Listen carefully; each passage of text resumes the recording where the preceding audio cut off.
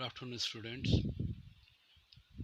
Class 10 के लिए मैंने चैप्टर 1 के लिए कई वीडियो डाले हैं। एक और महत्वपूर्ण टॉपिक है यूनिफिकेशन ऑफ ब्रिटेन।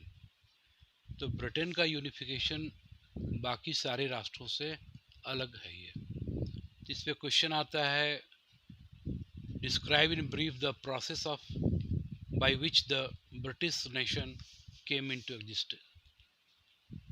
कैसे ब्रिटिश यूनिफाइड हुआ, ब्रिटेन यूनिफाइड हुआ, या briefly trace the process of unification of Britain.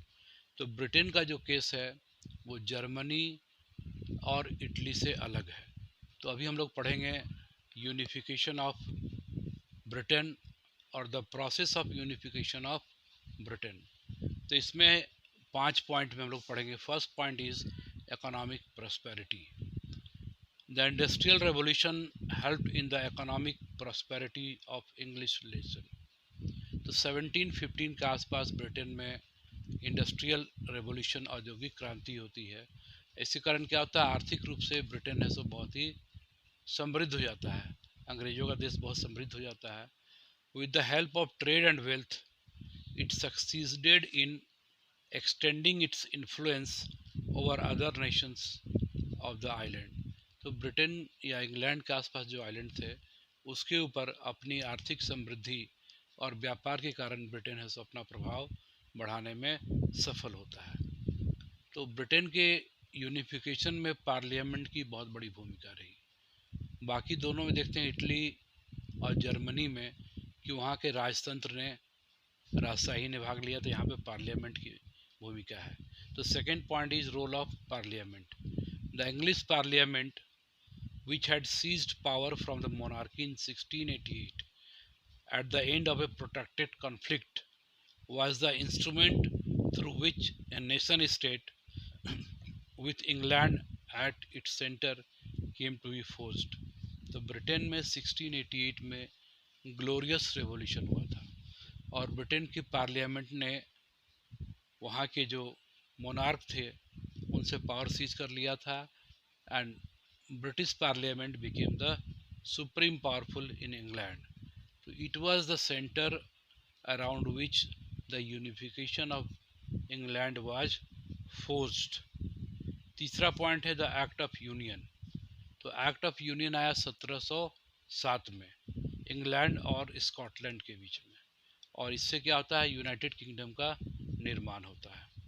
अब चौथा पॉइंट है incorporation of Ireland into the United kingdom.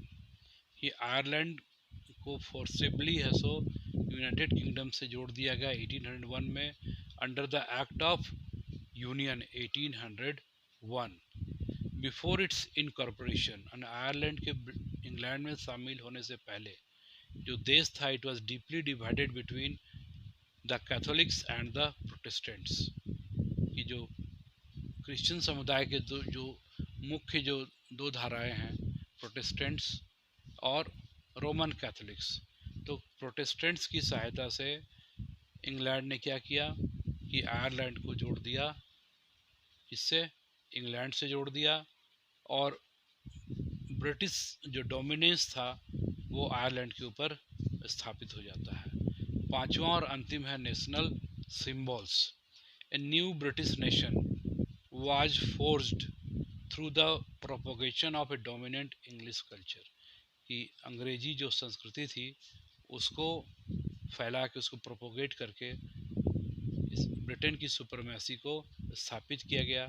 The symbols of new Britain, नए ब्रिटेन के जो प्रतीक थे, द ब्रिटिश फ्लैग जिसको यूनियन जैक कहते हैं, the national anthem God save our noble king, the English language were actively promoted, and the older nations survived only as subordinate partners in this union. तो क्या होता है कि वो लोग बढ़ावा देते हैं कि जो इंग्लैंड का जो झंडा था, यूनियन जैक जो था, वहाँ का जो national anthem God save our noble king था, और इंग्लिश भाषा को है सो प्रमोट किया गया। और जो दूसरे जो नेशंस हैं, आयरलैंड, स्कॉटलैंड, वो सब हैं सो इंग्लैंड के सबॉर्डिनेट यानी उसके अधीन बन के रह जाते हैं। इस तरह से क्या होता है कि ब्रिटेन का यूनिफिकेशन कंप्लीट होता है।